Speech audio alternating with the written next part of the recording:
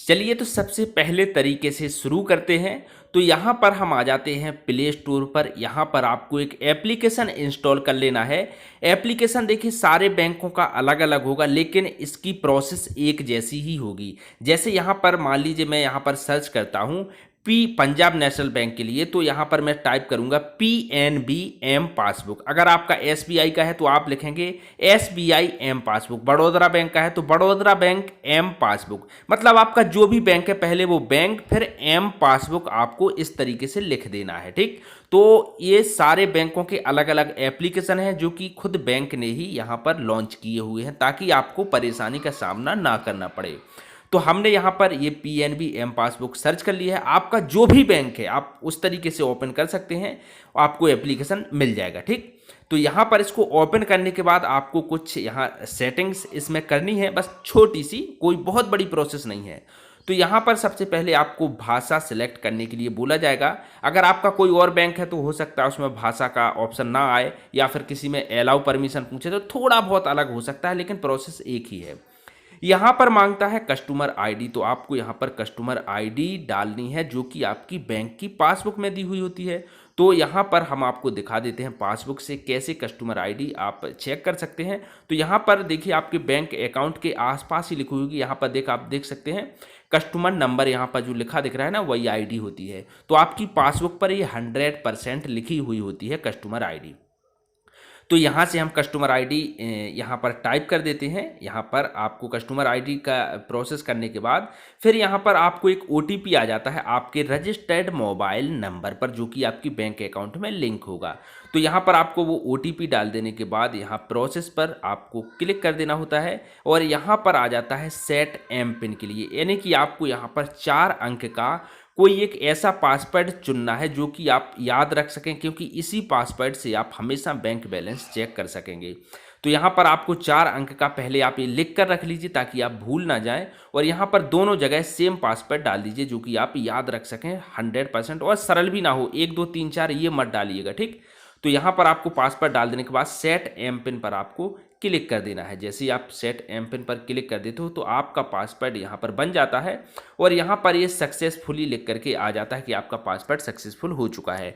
अब आपको जब बैंक बैलेंस चेक करना है तो आपको इस तरीके से, जैसे इस एप्लीकेशन को ओपन करेंगे तो बैंक बैलेंस इंक्वायरी पर क्लिक करेंगे, तो यहाँ पर आपको एम पासवर्ड डालने के लिए बोला जाएगा जो कि अभी आपने बनाया था। वो पासवर्ड डालने के बाद जैसे ही प्रोसेस पर क्लिक करेंगे तो आप अपना बैंक बैलेंस देख सकेंगे। देखिए आप मेरा बैंक बैलेंस चेक हो गया। अब बात करते हैं दूसरे तरीके तो बात करते हैं दूसरे तरीके की।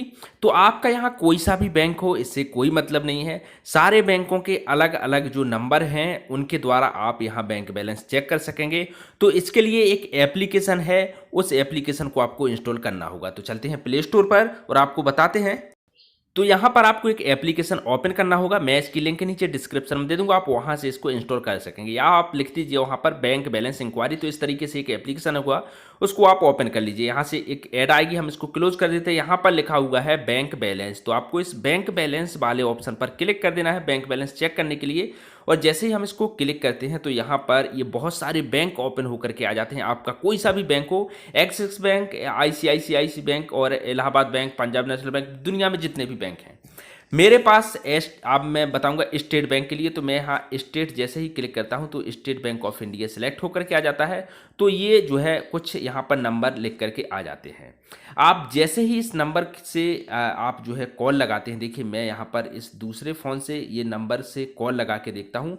ये कॉल आपको उसी नंबर से लगानी है जो आपका नंबर बैंक के अकाउंट में लिंक है।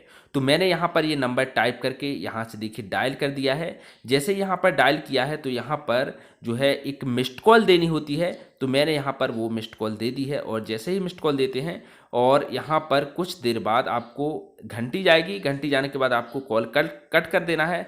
कट करने के बाद आपको यहाँ पर एक मैसेज प्राप्त होगा जिसमें आपकी एक जो है बैंक बैलेंस चेक होकर के आ जाता है। अगर आपका नंबर यहाँ पर नॉट रजिस्टर्ड दिखा रहा है तो आगे आपको यहाँ पर एक मैसेज करना होता है एक नंबर पर। यहाँ पर आप टाइप करेंगे REG और फिर आपको अकाउंट नंबर डाल देना होता है और आपको भेज देना होता है इस नंबर पर। देखिए कैसे मैं आपको दिखा देता हूँ। अगर आपको इशू आए तो यहाँ पर हम एक मैसेज टाइप पर क्लिक करते हैं, मैसेज सेंड करने।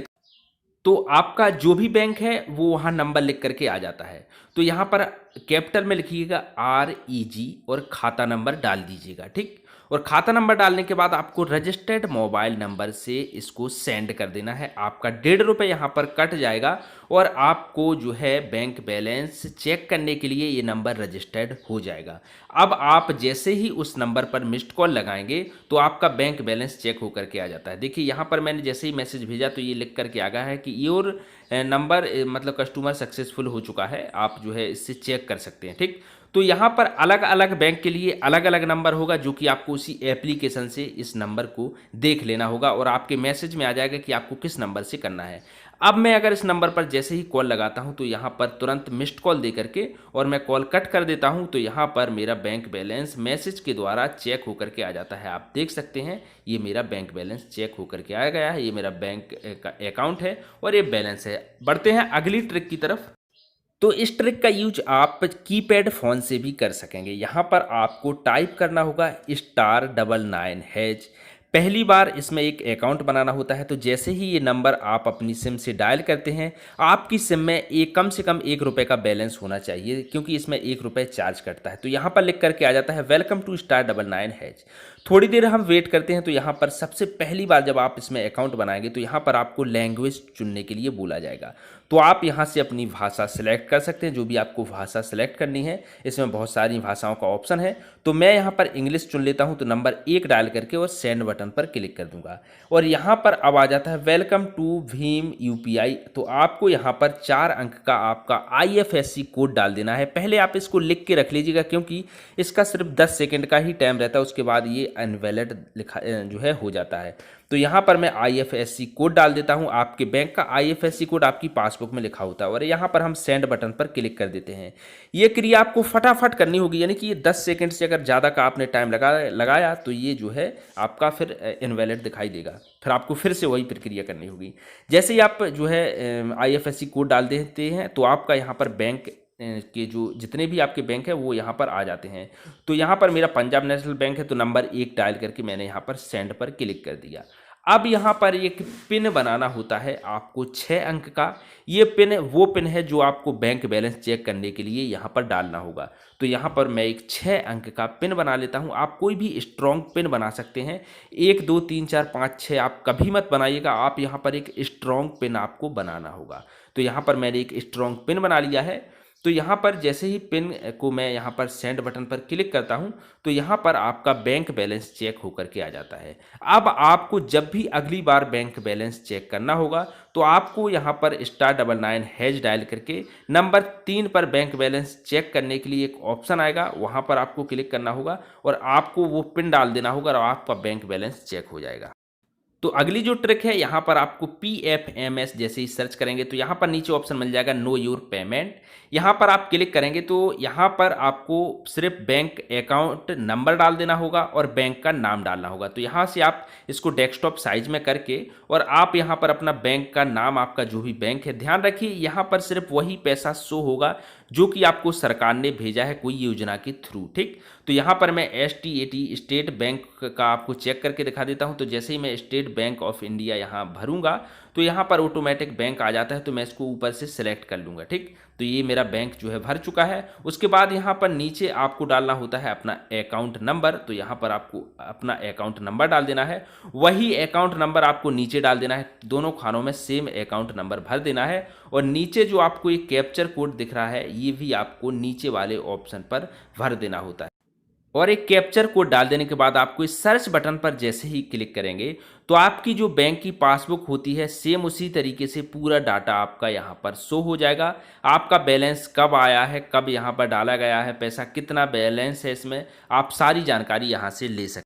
हमारी जानकारी अच्छी लगी हो तो लाइक कीजिए। चैनल का बटन लाल है तो यहाँ काला करके इस घंटी के बटन पर क्लिक करके यहाँ ऑल पर क्लिक कर दीजिए। Thank you so much friend.